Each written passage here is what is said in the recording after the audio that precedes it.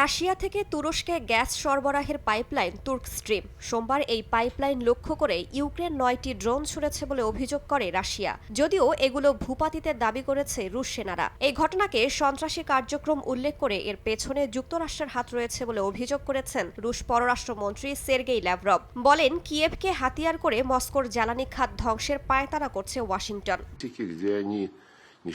আমি নিশ্চিত যুক্তরাষ্ট্রের কোনো জায়গায় কোনো প্রতিযোগীর প্রয়োজন নেই। তারা ইউরোপীয় ইউনিয়নের জ্বালানি সমৃদ্ধির ভিত্তি ধ্বংস করার জন্য সন্ত্রাসী কর্মকাণ্ডের অনুমোদন দিচ্ছে। নর্থ স্ট্রিম পাইপলাইনের পর তারা ইউক্রেনকে তুর্ক স্ট্রিম পাইপলাইন অকার্যকরের উস্কানি দিচ্ছে।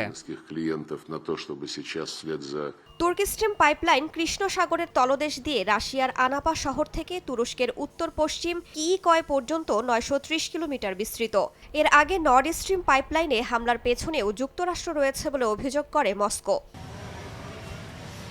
কয়েকদিন আগেই রাশিয়ার জ্বালানির ওপর নতুন নিষেধাজ্ঞা আরোপ করে যুক্তরাষ্ট্র ও ব্রিটেন। নিষেধাজ্ঞা দিয়ে বিশ্ব জ্বালানি বাজারকে অস্থিতিশীল করার চেষ্টা চালাচ্ছে বলে তীব্র নিন্দা জানায় মস্কো।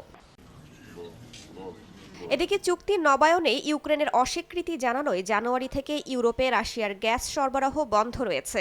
ইউক্রেন ভূখণ্ড ব্যবহার করে রাশিয়া থেকে গ্যাস যেত ইউরোপে। সরবরাহ বন্ধ হওয়ায় ইউরোপের বিভিন্ন দেশে দেখা দিয়েছে গ্যাস সংকট। জ্বালানির দামও আকাশচুম্বী। স্লোভাকিয়ায় উৎপাদন ও জীবনযাত্রা ব্যাহত হচ্ছে। দুশ্চিন্তায় পড়েছে বাসিন্দাদের পাশাপাশি বিভিন্ন কোম্পানি।